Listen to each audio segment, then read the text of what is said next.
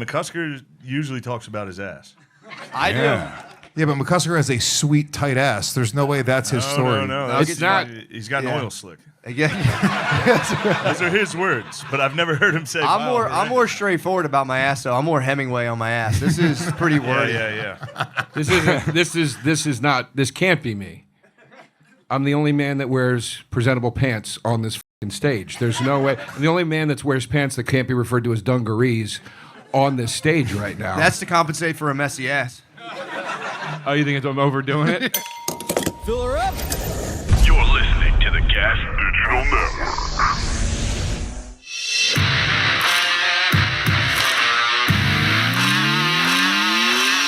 Ladies and gentlemen, live from the Comedy Mothership, it's Story Wars with the Story Warriors, Big Jay Okerson and Louis J. Gomez. If you're not familiar with Story Wars, and I think you all are, we'll explain the game very quickly. Everybody on this panel, including Louis and I, have submitted 3 to 5 stories on one particular subject. Tonight's subject? Heat. Heat. You see how hard that would be to come up with stories? Come up with 5 stories in an hour about heat. It's interpretive, though. You know, it could be heat however you think of heat. Yeah. Whatever heat means to you. I know. That's crazy. One of the suggestions was Miami Heat, the basketball team. Yeah. Louis just thought of things with the word heat in it to convince you. The movie Heat. Boy, this heat. Alex, our lovely producer, will read off these stories one at a time. Again, no particular order. There can be back-to-backs. If it is your story, you're the only person who knows that. It is your job to fool everybody else up here to think it's not your story. If it's not your story, it's your job to guess whose story it is. Shane, pay attention. Oh, yeah, and for every story that you guess correctly, you get 2 points. For every person you fool, you get 1 point. Once you write the name on the board, put the board in this little slot and remove your hand. That's your final answer. You can't change it. It sounds very confusing for some people, especially the refugee children, but it is very easy. You'll follow along. It's going to be a great time. And Jay, tell them what we're playing for today. Oh, and by the way, through show, we make funny, yes? You're never playing for nothing here at Story Wars. You're playing for a book from the Story Wars library. Tonight's winner gets the JavaScript Pocket Reference, 3rd edition, by O'Reilly Media. O'Reilly's JavaScript Pocket Reference is a useful quick reference tool highlighting the language's syntax and standard functions. However, it's important to note the book's content covers JavaScript features only up to 2012, meaning newer standards like ES6 and beyond are not included. Ideal for maintaining legacy projects or foundational JavaScript knowledge, but not suitable if you're working with modern frameworks or contemporary coding patterns. Thank you, Roots. We'll be right back after this. I was playing Xbox. I paused my game for this. For a JavaScript.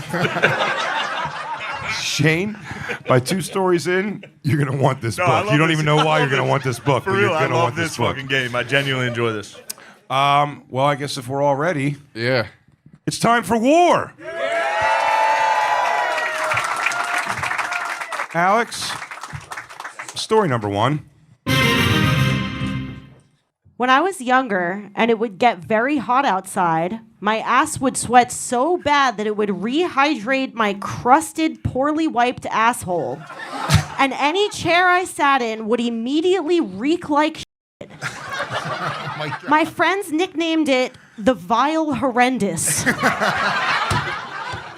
Jesus Christ. Do you think Shane put that together as one of his 5 stories within an hour? Oh, the screen's on, thank God. That's a long story. Did the person who wrote this include the commas? That's a good question. That's a 'Cause great that question. eliminates a couple of you. And had friends when younger, that eliminates most of you. Can I get an answer on the commas? She's actually not allowed to answer any questions. They got to be part of it. There's no way they're punctuating. Well, Alex will go in and change words that give things away and maybe even some grammar. I think And I possibly I know some who this is. punctuation. I know who this is.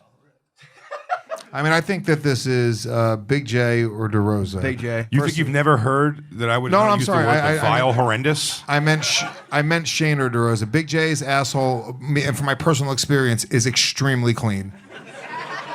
It's never been vile, It's never nor been vile. horrendous, No. much less vile horrendous.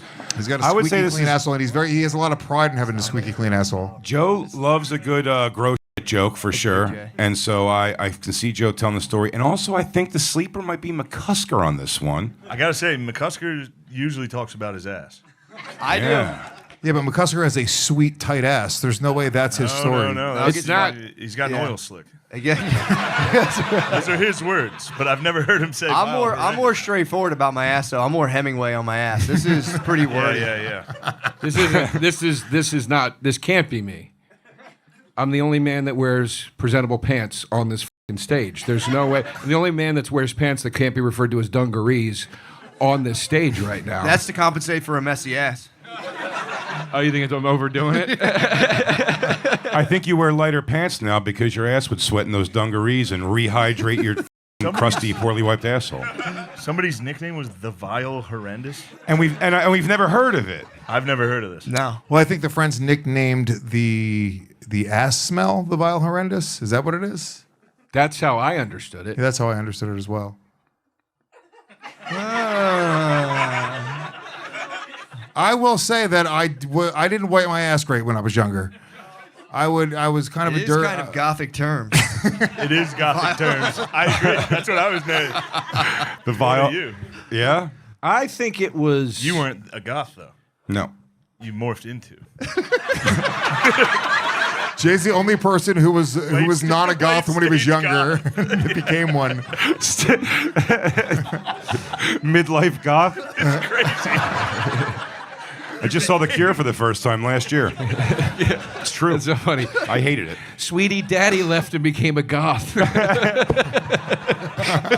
I'm leaving your mother to go be goth. She Jay's doesn't the understand my only moon person- worship. The only person to ever become an adult goth. That's crazy. The Wigger to Goth pipeline. Very rare, but it's nice to see. I think it's McCusker because you protest too much. Like you really kind of deflected this pretty hard. I'm pretty cool about it. And you just look like you would smell like. At the beginning of this, I thought for sure Matt. Everything I heard about it was Matt, and then the Vile Horrendous. But I feel like that's true. You'd be playing on Matt's behalf right now because I feel like you would know the Vile Horrendous. I wouldn't do that. I'm here to win. I want that JavaScript. True. Right. But if you can get us to not go for I Matt can't. and then you slide in for Matt at the Ooh, I end, didn't even think about that. See, that's what a liar would did say. I? I'm gonna start the voting. You guys are sort of convincing me that it's Matt, but I'm gonna go with my original instinct, which is always right. Joe fucking DeRosa. We only have one pen? All right. Do we not have another pen No, you for came Big here J? to hurt me God tonight. damn it. Did you drop your pen, Jay? No. Here, Jay. No Sharpies, no fucking. We have another monitor. one. Bring it over, Alex, and turn the screen off.